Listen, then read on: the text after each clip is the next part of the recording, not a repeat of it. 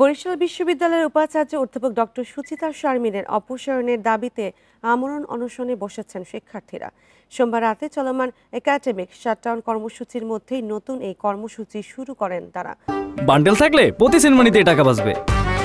বিকাশ send money bundle কিনে জিতুন প্রতি লেনদেনে।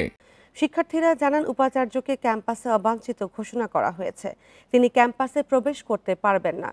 তাদের অভিযোগ, আন্দোলনের কোনো পর্যায়ে তিনি শিক্ষার্থীদের সাথে যোগাযোগ করেনি, অথচ শেষ মুহূর্তে ফেসবুক লাইভে আসেন। দ্রুত সময়ের মধ্যে এক দফা দাবি মেনে না নিলে কঠোর আন্দোলনের হুঁশিয়ারিও দেন শিক্ষার্থীরা। এদিকে শিক্ষার্থীদের আন্দোলনের সাথে একাত্মতা প্রকাশ করেছেন শিক্ষক ও কর্মকর্তা কর্মচারীদের একাংশ।